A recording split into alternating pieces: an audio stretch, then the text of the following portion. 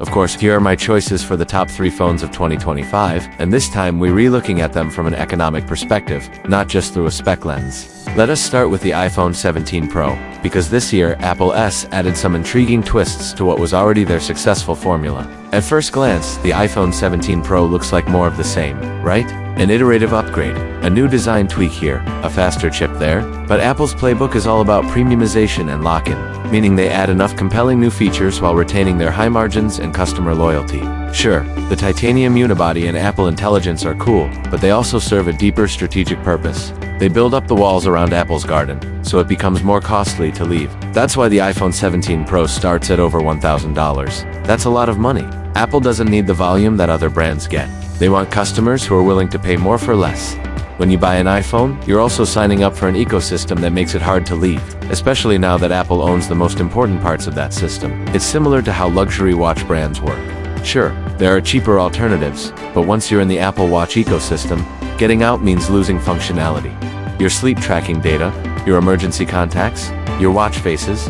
Plus, finding a watch that looks as good and works as seamlessly with your phone becomes a challenge. So when people say Apple doesn't innovate, I disagree. They're innovating in the way they build these entry barriers. What's interesting is that Apple now competes less with other phone makers and more with itself. For example, last year, the iPhone 16 Pro introduced Dynamic Island. Now this year, Apple is moving it to the regular 17 models, making the Pro's exclusive feature last year's standard feature. Next year, expect Dynamic Island to hit the Pro models, making this year's Pro seem less special.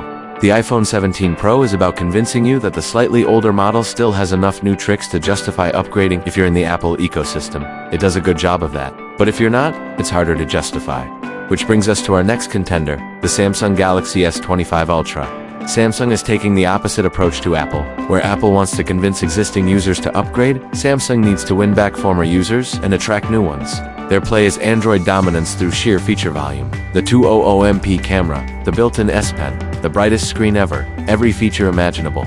This is Samsung's chance to remind everyone why they were the dominant phone brand for years. Their strategy is pretty clear. If you want the most powerful and flexible hardware Android offers, if you want an S Pen built in, if you want the best cameras, or the brightest display, come to Samsung. And the numbers support this. Samsung's sales have been slipping, but in the past quarter, they saw a rebound with record sales in the US. The secret sauce seems to be the S25 Ultra. 60% of S-series buyers in America chose the Ultra model, and globally, it's the top seller across all of Samsung's channels. People still love a good spec sheet. Samsung benefits from having an open platform, too. They don't need to convince you to stay within an ecosystem, they just want you to choose Samsung. So what does this mean for Samsung? Well, economically speaking, they're doing what luxury car brands do. Just like cars, phones are becoming more durable and less replaceable. Instead of selling to everyone, luxury brands focus on those who can afford the premium price. And Samsung is doing something similar with the Galaxy S series. Their average selling price is higher than ever before. They're keeping more profit for themselves and attracting the kind of buyer who stays within the Android ecosystem, even if it's not always Samsung. So let's talk about the third contender, the Google Pixel 9 Pro. Now Google's strategy is very different. Hardware isn't their priority. It's all about showcasing pure Android and, most importantly, this is a big year for AI, and the Pixel 9 Pro is a showcase of Google's capabilities. Gemini Nano, Circle to Search, Call Screen, Audio Eraser. These features are about making the phone experience simpler, safer, and smarter. What's interesting is that the Pixel is testing the limits of consumer patience. Most of us have gotten used to updating our phones every 2 or 3 years, but the Pixel 9 Pro pushes that to 5 years.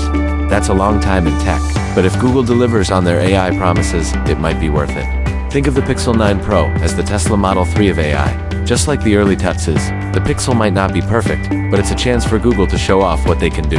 This also highlights a growing trend in tech, the shift towards service-based businesses. Companies like Microsoft, Amazon, and Google are trying to move us from buying products to subscribing to services. It's more lucrative for them, and it forces us to think differently about our purchases. It's not just a matter of paying for the product up front. It's a recurring cost that we often overlook. Here's what makes Google's model unique. While other companies use AI to enhance their products, Google uses their products to enhance AI. They collect massive amounts of user data, which they then feed into their AI models. This creates a virtuous cycle. More data equals better AI, which leads to better products, which leads to more data. This is the essence of Google's business. So how does the Pixel 9 Pro fit into this? Well, it's both a product and a data source. Google's advanced AI features are a big part of the phone's appeal, but they also serve a broader purpose, laying the groundwork for Google's AI empire. The irony is that Google is giving away their AI prowess for cheap, but there's a problem. Google's ecosystem isn't as sticky as Apple's. The Pixel 9 Pro is great, but it's just one piece of a much larger puzzle. To really make a dent in the market, Google needs a full suite of interconnected devices. They need a Pixel watch that syncs perfectly with the phone, a Pixel tablet that continues your app experience, a Pixel laptop that seamlessly integrates it. This is the direction Google is heading, but they're still a few moves away from challenging Apple's ecosystem dominance. So which is best? Well, economically, it depends on what you value. If you're already invested in Apple's ecosystem and value seamless, premium integration over cost, stick with Apple. If you want the most powerful and flexible hardware Android offers, if you want an S Pen built in, if you want the best cameras or the brightest display, go with Samsung. If you want to be on the cutting edge of AI and software and you do want mind the trade-offs in hardware, go with Google. The best phone isn't just the one with the best specs, it's the one whose economic model best aligns with your digital life. And this is how we analyze tech at our academy. We look beyond the headlines and specs to understand the real economic engines at play. This way you can make better decisions as a consumer and maybe even as an investor. If you like this style, follow for more. We'll keep bringing you deep dives on the economics of tech. Thanks for watching and see you in the next video.